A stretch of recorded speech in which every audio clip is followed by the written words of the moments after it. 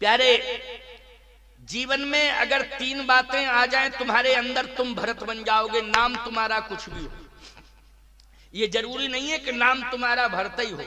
मैं कहता हूं 3 बातों को जो जीवन में स्वीकार कर ले वो भरत बन जाएगा। आप कहो महाराज 3 बातें कौन कौन? भरत में 3 विशेषताएं हैं। भरत में भासे भक्ति है। भक्ति, इसका मतलब है कि तुम भक्ति करने लगो। क्या करने लगो? भक्ति। अब आप कहो महाराज भक्ति का मतलब है अगरबत्ती जलाना और कलाकंद का भोग लगाना, ओम जय जगदीश हरे, इतनी भक्ति। ये तो स्तुति है, आरती है। ये क्या है? ये स्तुति है, आरती है। समझ गए हो कि नहीं?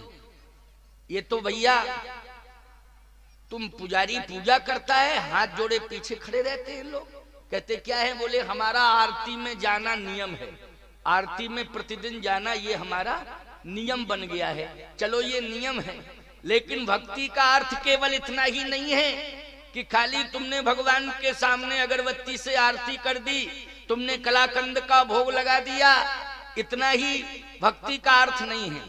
भक्ति का अर्थ जानते हो क्या है? भक्ति का अर्थ है मन वचन कर्म से, मनसा वाचा कर्मणा से भगवान के प्रति समर्पित हो जाना। मन वचन कर्म से, मनसा वाचा कर्मणा से धर्म के प्रति समर्पित हो जाना, ये है भक्ति। हमारा समर्पण हो जाए मन वचन कर्म से। आप कहोगे महाराज जी बड़ा मुश्किल है, अभ्यास करो। मुश्किल कुछ नहीं है। क्यों भाई? अभ्यास करना पड़ेगा। मुश्किल क्या है? मंजिल जरूर मिलती है। अरे भाई एक सीढ़ी रोज चढ़िए ना, या धीरे धीरे चढ़िए, एक एक सीढ़ी चढ़ते जाएंगे तो मंजिल मिल जाएगी कि नहीं मिल जाएगी? हैं? बहुत तेजी से चढ़ने की जरूरत नहीं है, सनई सनई सीढ़ी पर चढ़ने की जरूरत है, तो मंजिल जरूर मिलेगी, निश्चित रूप से मंजिल मिलेगी। व्यक्ति चलता रहता है, चलते चलते चलते चलते जहां का लक्ष्य बना के चलता है, अगर रास्ता उसे सही मिल गया और सही रास्ते पर अगर वो चल गया तो निश्चित रूप से जो लक्ष्य पहुंचने का बनाया है और जहां तक पहुंचने का लक्ष्य बनाया है वो वहां तक अवश्य पहुंच जाता है, इसमें संदेह नहीं है। वो निश्चित रूप से वहां तक पहुंच जाता है, लेकिन लक्ष्य बना के चले। क्या? लक्ष्य बना के चलना चाहिए, और लक्ष्य में भी रास्ता सही पकड़े तब। तो रास्ता कौन पकड़ाएगा?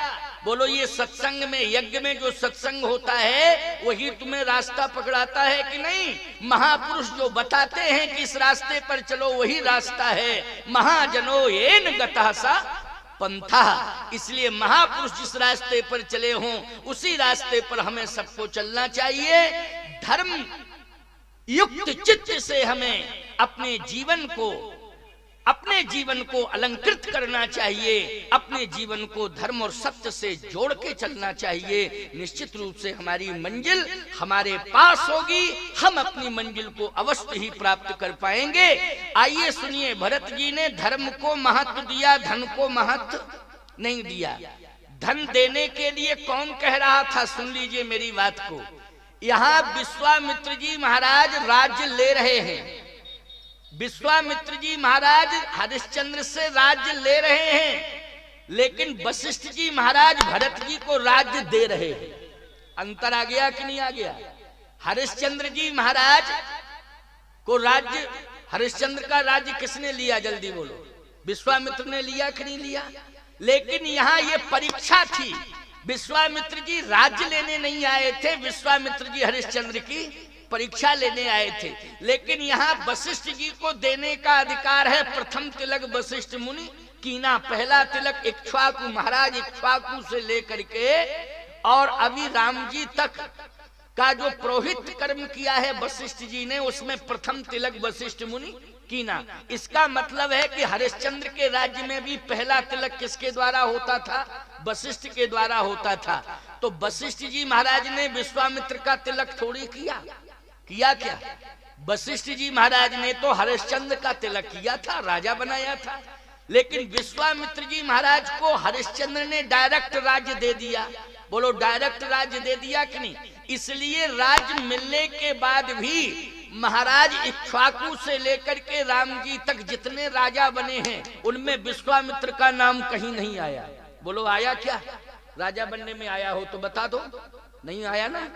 केवल इतनी कथा जरूर है कि हरिश्चंद्र जी ने राज्य विश्वामित्र जी को दे दिया और विश्वामित्र जी ने ले लिया, तो लिया और दिया, लेकिन ये प्रमाण सिंहासन पर बैठे हों राजा के रूप में, ये प्रमाण कहीं मिलता नहीं है, लेकिन राज्य दे दिया।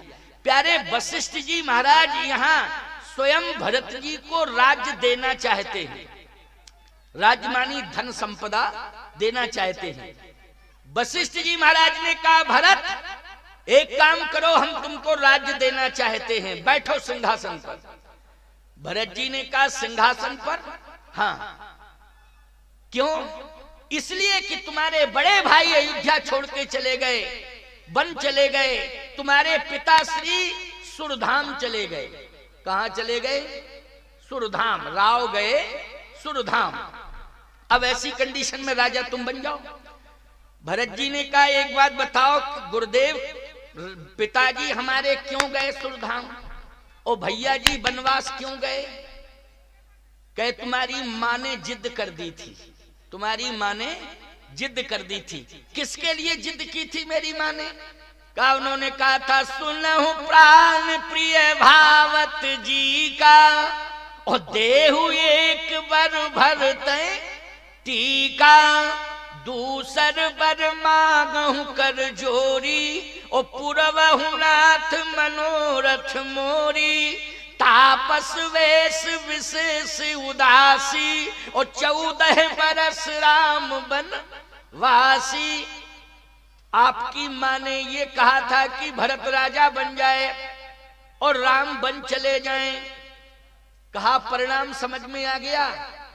मेरी माता जी ने ये जिद की तो आज माता जी की कंडीशन क्या है? सफेद कपड़े पहने बैठी हैं, सफेद धोती है, सिंदूर धुल गया, मांग का सिंदूर धुल गया, सफेद वस्त्र पहने बैठी हुई हैं, चूड़ियां नहीं दिखाई दे रही हैं हाथों में। बोलो यही कंडीशन आई कि नहीं आई?